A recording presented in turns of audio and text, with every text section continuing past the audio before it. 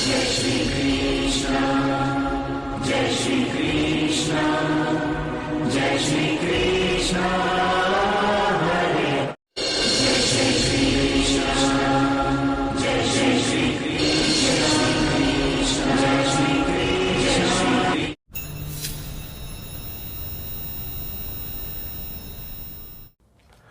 नमस्कार दोस्तों, स्वागत है सभी लोगों का आपके अपने चैनल भारतीय ब्लॉगर में। आज मैं आप लोगों को एक ऐसे परिवर्तन के बारे में बताने के लिए आया हूं जिसका असर आप और हम लोग केवल और केवल काल और मृत्यु के रूप में देख रहे हैं। इस समय के अंदर चारों ओर दुनिया के अंदर अंधकार सा बढ़ता जा रहा है। इस समय के ऊपर विशेष ग्रहों की स्थिति का प्रभाव हम लोग लगातार बदलते हुए ग्रह नक्षत्रों के माध्यम से देख रहे हैं। कुछ ग्रह इस प्रकार से प्रभाव डाल रहे हैं जो हजारों साल में होने वाले परिवर्तन को दिखा रहे हैं। कुछ ग्रह 100 साल, 150 साल, 200 साल के बड़े परिवर्तन को हमारे सामने ला रहे हैं। तो इस बदलाव के कारण होने वाली एक शुरुआत जिसके अंदर हम लोग केवल और केवल ये देख रहे हैं कि प्लूटो, मौत के, मृत्यु के कारक जिनको यम माना जाता है, उन्होंने और ख़ास तौर के ऊपर नेपच्यून और सैटर्न ने एक नया अंत लिखना शुरू कर दिया है। पूरी जानकारी दूंगा इस वीडियो में। जल्दी से हमारे चैनल को सब्सक्राइब कर लीजिए, सब्सक्राइब कीजिए, हमें सपोर्ट कीजिए और बेल आइकन को ऑल पर कीजिए ताकि आगे आने वाले वीडियोस आप लोगों को मिलते रहें। और ये एक ऐसा शुरुआत है जिसमें शनि ने केतु के प्रभाव को, जैसे ही केतु के ऊपर से निकले और 12 साल के बाद में इस प्रकार से ये प्रभाव हमारे सामने आया जिसमें केतु के ऊपर 8 ग्रहों की दृष्टि पड़ी और ख़ास तौर के ऊपर शनि और नेपच्यून जो अभी भी मीन राशि में बैठे हुए हैं, इन्होंने एक बहुत बड़े निर्माण को जन्म दिया। और इस निर्माण के कारण दुनिया के अंदर उत्पन्न होने वाला एक अंधकार, एक ऐसी प्रणाली जो हम लोगों को ये दिखा रही है कि अब समय सारणी बदल रही है। अब हमारे सामने चीज़ें पहले से ज़्यादा विनाश को लेकर के आ रही हैं। चाहे वो भूकंप हुआ, चाहे वो बादल का फटना हुआ। बादल क्यों बार बार फट रहे हैं इसके विषय में भी मैं आप लोगों को शाम के वीडियो के अंदर बताऊंगा और कब तक ऐसा ही चलेगा उसके बारे में भी मैं आप लोगों को जानकारी दूंगा, क्योंकि कल फिर से कुल्लू के अंदर एक बादल फटा है, आप लोगों ने देख लिया होगा। तो इस समय के ऊपर ग्रहों के होने वाला ये प्रभाव निरंतर प्रकृति के अंदर उत्पन्न होने वाले बदलाव को हमारे जीवन के ऊपर असर डालता हुआ नजर आ रहा है। जिसके असर अगर हम बात करते हैं तो गुरु की अतिचारी चाल के साथ में ही शुरू हो गया था। एक बहुत बड़े प्लेनेट है।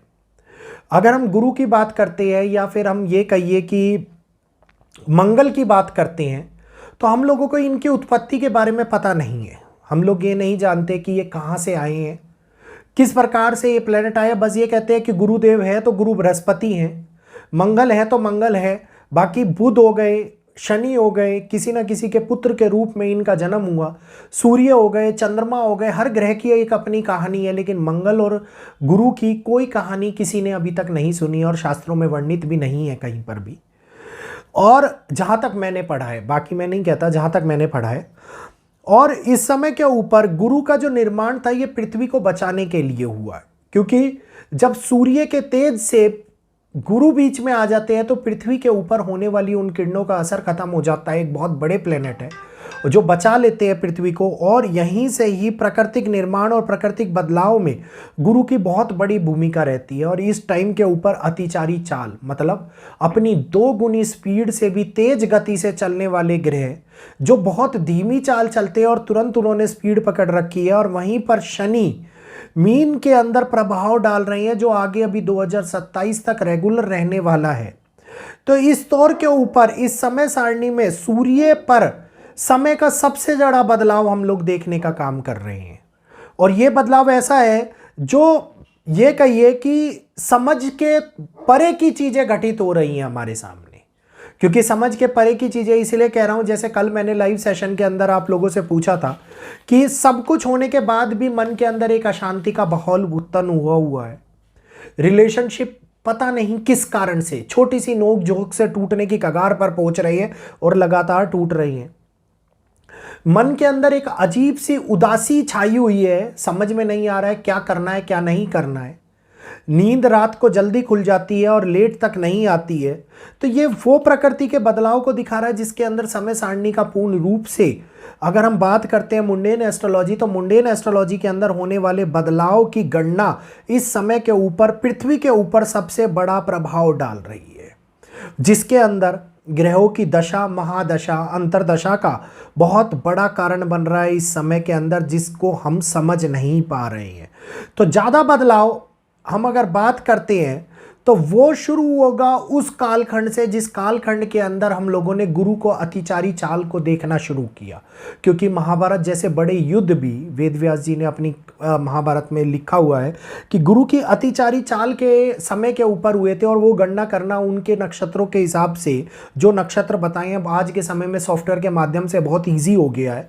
तो आप ये समझिए कि किसी भी चीज के बदलाव के अंदर गुरु की कितनी बड़ी भूमिका हो गई है। और ये ग्रह पिछले अगर मैं कैलकुलेट करूं तो 500, 1000 और 1500 साल के अंदर, 500 से 1000 और 1000 से 1500 साल के अंदर गुरु की अतिचारी चाल 1 साल, 2 साल, 6 महीने, कुछ महीनों के लिए, लेकिन इतनी बड़े तौर के ऊपर कभी भी नहीं आई है जितने बड़े तौर के ऊपर इस बार आती हुई दिखाई दे रही है। अब ये 2032 तक होने वाला बहुत बड़ा बदलाव आप और हम लोग देख रहे हैं।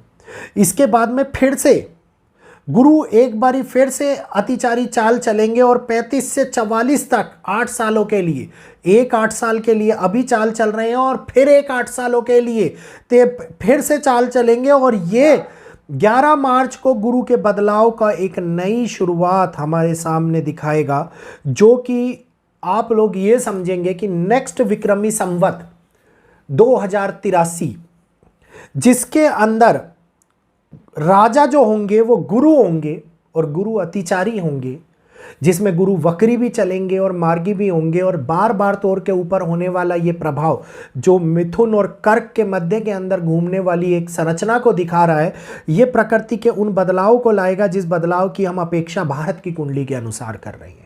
क्योंकि भारत की कुंडली के अंदर गुरु मंगल बहुत बड़ा प्रभाव लेकर के आ रहे हैं। शनि मीन में बैठे हुए हैं, यहीं पर मंगल और शनि 9th हाउस के ऊपर दृष्टि डाल रहे हैं। और 9th हाउस के अंदर दृष्टि डालना मतलब एक बदलाव की बड़ी प्रक्रिया की शुरुआत हो जाना। और ये शुरुआत हमारे सामने राजाओं को, एजुकेशन सेक्टर को, अंतरिक्ष को, गवर्नमेंट सिस्टम को, फाइनेंस को और कई प्रकार से होने वाले आंतरिक बदलावों को दिखाती हुई नजर आती है।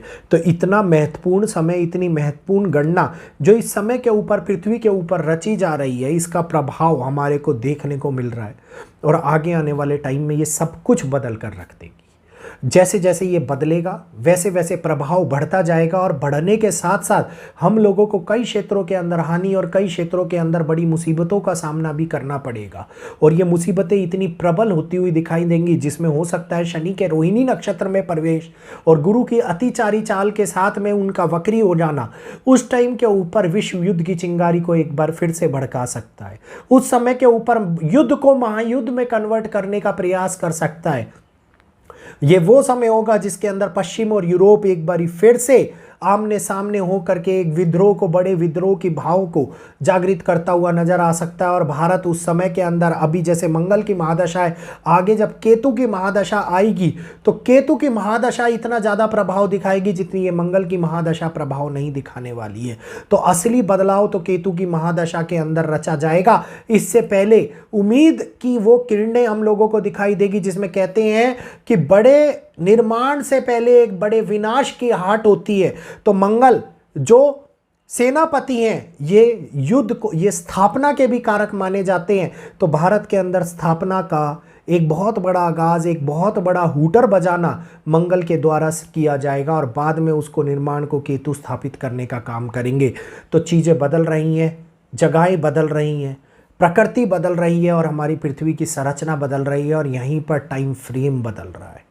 यही वो कारण है जो आगे आने वाले समय को पूर्ण रूप से एक नया प्रभाव देने वाला है। तो इस बदलाव के लिए हम सभी को तैयार रहना, और इस बदलाव को हम लोगों को समझना भी है। क्योंकि अगर नहीं समझे तो ये इतनी तेजी से होगा कि आप और हम लोग केवल ये सोचते रह जाएंगे कि ऐसा तो होता रहता है और वो समय निकल करके पता नहीं कहाँ से कहाँ चला जाएगा, जिसको हम जान भी नहीं पाएंगे। तो जल्दी से चैनल को सब्सक्राइब कर लीजिए इसी प्रकार की महत्वपूर्ण वैदिक गणनाओं को जानने के लिए, और सब्सक्राइब का बटन दबा करके हम लोगों को सपोर्ट कीजिए, क्योंकि आप लोगों का सपोर्ट हमारे लिए बहुत महत्वपूर्ण है। और ज़्यादा से ज़्यादा लोगों तक को भेजिए, ज़्यादा से ज़्यादा लोगों को हमारे साथ में जोड़िए, क्योंकि ये परिवार जितना बढ़ेगा उतनी वैदिक की गणनाएं आगे पहुंचेंगी। तो आज के लिए इतना ही, मुझे इजाज़त दीजिए। जय श्री कृष्णा, जय माता दी।